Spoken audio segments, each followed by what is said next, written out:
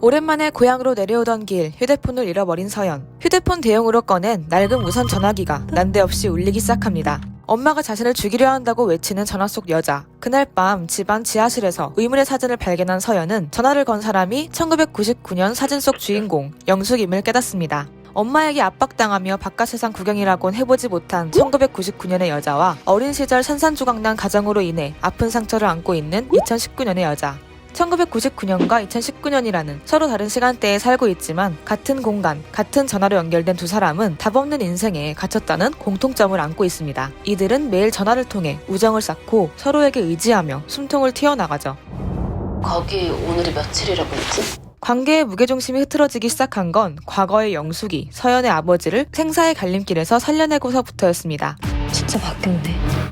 미래를 뒤바꿨지만 꾸준히 불행한 영숙과 그녀의 선택 덕에 더 이상 불행하지 않은 서연. 서로에 대한 공감대로 똘똘 뭉쳐있던 이들의 관계가 무너질 찰나 영숙아, 오늘 밤 너가 죽는 것 같아. 자신의 끔찍한 미래를 알게 된 영숙이 예상치 못한 폭주를 시작하면서 서연의 현재가 처참하게 망가지기 시작합니다. 미래를 알고 있는 자와 과거에서 미래를 바꿀 능력이 있는 자. 이 지독한 게임에서 승리하는 사람은 누구일까요? 지난 3월 개봉 예정이었으나 밀리고 밀리다 드디어 넷플릭스를 통해 전 세계 시청자들을 만나게 된 콜은 그간 충무로에서 보지 못했던 비상한 에너지를 만끽할 수 있는 영화입니다. 기대 그 이상 공개되자마자 심상치 않은 호평이 쏟아지고 있는 콜을 놓쳐선 안 될 이유들 요목조목 짚어봤습니다. 스포일러가 포함되어 있으니 작은 정보라도 미리 듣고 싶지 않으신 분들이라면 뒤로 가기를 눌러주세요.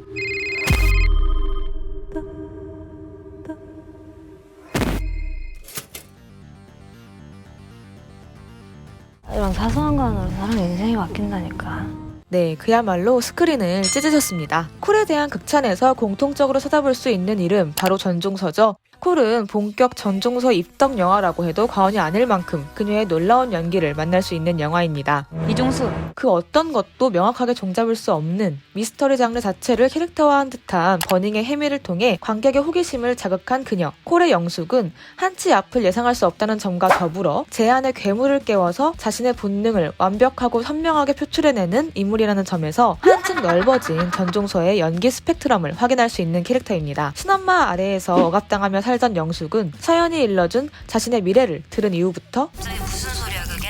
나 이제야 겨우 살 것 같은데? 연쇄살인마로 다시 태어나 걷잡을 수 없는 광기를 표출하기 시작합니다. 충무로의 인상 깊은 살인마 캐릭터들을 떠올려 볼까요? 영숙은 그들을 뛰어넘는 어디서도 본 적 없는 독보적인 개성을 지니고 있다는 점에서 더욱 눈여겨볼 만한 캐릭터입니다. 우선 20대의 어린 나이라는 설정에서부터 희소성을 지니고 있고요. 그간 무자비한 악의 영역에 선 캐릭터 대부분이 남성이었다는 점을 미뤄보았을 때에도 신선한 살인마 캐릭터가 탄생했다고 볼 수 있습니다. 무엇보다 X세대라는 시대적 배경이 영숙의 캐릭터에 개성을 더하고 있죠. 밀레니엄을 앞둔 세기말, 종말론 등 혼란이 가득했던 1999년이라는 시기. 난 더 미치고 싶다고 이야기하는 서태지의 울트라매니아 등이 영숙의 캐릭터를 더욱 효과적으로 살려냅니다. 서연을 쥐고 흔드는 건 물론 들쑥날쑥한 영숙의 감정 곡선마저 어느 하나 허투루 넘기지 않은 전종서의 연기는 장르적 쾌감을 선사하기에 충분합니다. 이제 출연작이 2편인데도 불구하고 2편 모두 충무로의 선명히 남을 여성 캐릭터를 탄생시킨 그녀가 다음 작품에선 또 얼마나 극한으로 치닫는 연기로 관객을 놀라게 할지 기대할 수밖에 없습니다.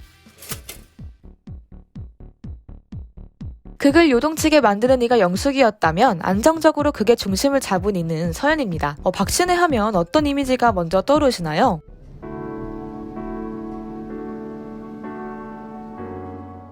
뭔가 착하고 엉뚱하고 잘 울고 하지만 씩씩하게 위기를 견뎌내는 그런 모습들이 자연스럽게 연상되실 텐데요. 최근 살아있다를 통해서 새로운 장르의 도전에 대단한 액션 연기를 펼쳤지만 갈게.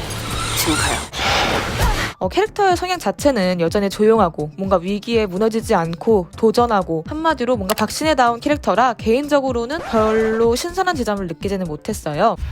하지만 콜은 박신혜 배우가 그간 보여주지 않았던 넌 죽여버릴 거야.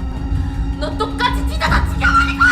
드넓은 연기 스펙트럼, 말 그대로 연기 장기자랑을 펼치는 영화입니다. 예민한 분들이라면 영화의 첫 장면에서부터 박신혜 배우의 목소리 톤부터가 달라졌음을 아실 수 있을 거예요. 불운한 화재 사고를 겪은 후 아버지의 부재에 갇혀 살았던 초반부의 모습부터 영숙이 아버지를 살려낸 후 꿈꿨던 일상을 되찾은 밝은 모습, 발악하던 모습들까지 그녀가 마음 놓고 아주 마구잡이로 연기를 펼친 영화라는 걸 확인할 수 있습니다. 이충현 감독은 박신혜는 단단하게 무게중심을 잡을 줄 아는 배우고 장르물에서 뛰어난 활약을 펼칠 수 있을 거란 확신이 있었다라고 말한 바 있는데요. 그의 직감이 완벽하게 들어맞은 경우죠. 20대에 다양한 청춘물에서 활약했던 그녀가 30대에는 더 다양한 장르물에서 더 다채로운 매력을 펼치길 바라봅니다.